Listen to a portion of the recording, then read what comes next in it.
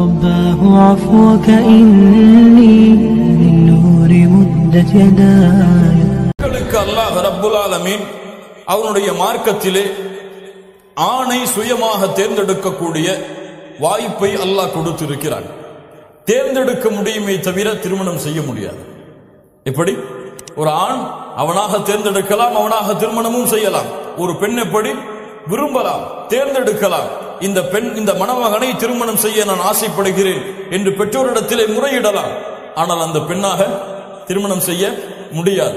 அல்லாஹ்வுடைய தூதர் ஸல்லல்லாஹு அலைஹி வஸல்லம் வாலிப பெண்களை வைத்திருக்கக்கூடிய பெற்றோர்கள் இருந்தால் கேட்டுக்கொள்ளுங்கள் சொன்னார்கள், எந்த ஒரு ஆண் குணமுள்ள மார்க்கமுள்ள ஒரு ஆண் உங்களிடத்திலே வந்து என்ன அளவிட்டு சொன்னார்கள், குணம் மார்க்கம் இந்த இரண்டும் உள்ள ஒருவன் உங்களுடைய பெண்ணை வந்து பெண் கேட்டால் அந்த பெண்ணிற்கு இந்த மணமகனை நீங்கள் திருமணம் முடித்து கொடுங்கள்.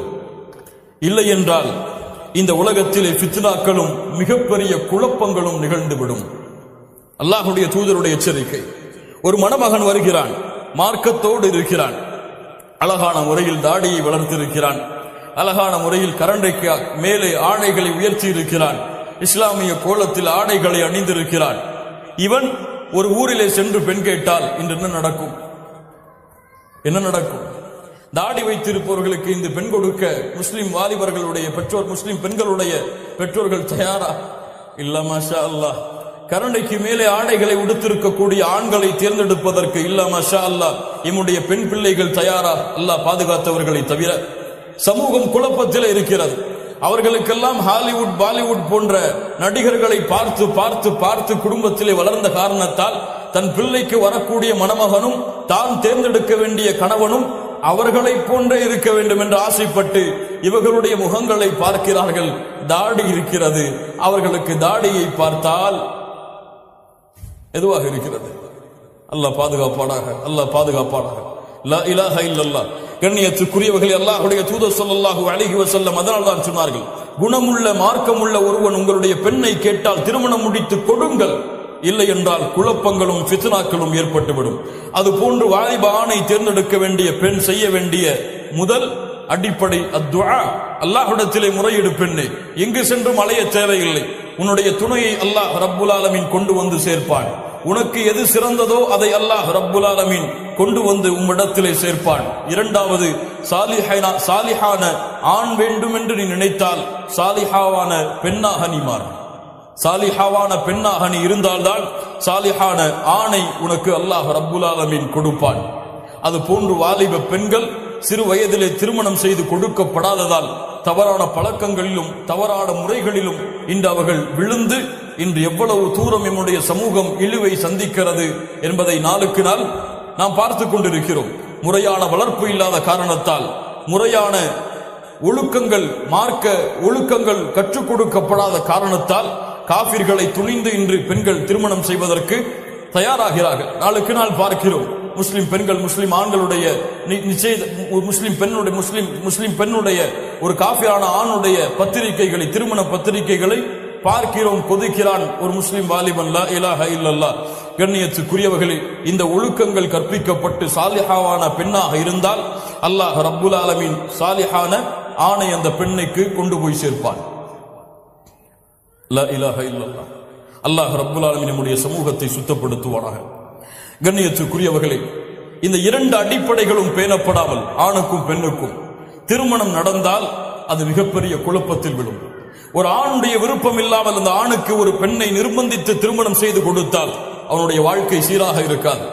ஒரு பெண்ணுடைய சம்பந்தம் 100% இருந்து அந்த பெண்ணை ஒரு ஆணுக்கு திருமணம் முடித்து கொடுத்தால்தான் அந்த பெண்ணுடைய வாழ்க்கை மகிழ்ச்சியாக இருக்கும். அந்த பெண்ணுடைய சம்பந்தம் விருப்பம் 199% இருந்தாலும் சரி, அந்த பெண்ணுடைய வாழ்க்கை திருமணத்திற்கு பிறகு சிறந்த வாழ்க்கையாக அமையாது. இன்று இந்த மீடியாக்கள், இன்டர்நெட் யுகங்கள் எல்லாம் வளர்ந்த இந்த காலத்திலே பேஸ்புக், வாட்ஸ்அப் போன்ற இணையதளங்கள் தொடர்புகளிலே பெண்களும் ஆண்களும் விழுந்த இந்த காலத்திலே என்ன நடக்கிறது தெரியுமா? ஒரு கிராமத்திலே ஒரு வாலிபனான ஆண், ஒரு வாலிபனான பெண் இருவரும் நேசித்தார்கள். அல்லாஹ் அவர்களை பாதுகாப்பானாக. தவறுதான், நேசித்தார்கள். இந்த நேசத்தை அறிந்த பெற்றோர்கள் அந்த பெண்ணுக்கு தான் விரும்புகின்ற மாப்பிள்ளையை திருமணம் செய்து கொடுக்க வேண்டும் என்ற காரணத்திற்காக லண்டனில் இருந்து ஒரு மாப்பிள்ளையை பார்த்து திருமணம் செய்து கொடுத்தார்கள். வற்புந்தித்து நிர்பந்தித்து அந்த பெண்ணை கட்டாயப்படுத்தி இவனைத்தான் திருமணம் செய்து கொள்ள வேண்டும் என்று மார்க்க சட்டங்களை எல்லாம் மீறி அந்த பெண்ணை நிர்பந்தித்து திருமணம் செய்து கொடுத்தார்கள்.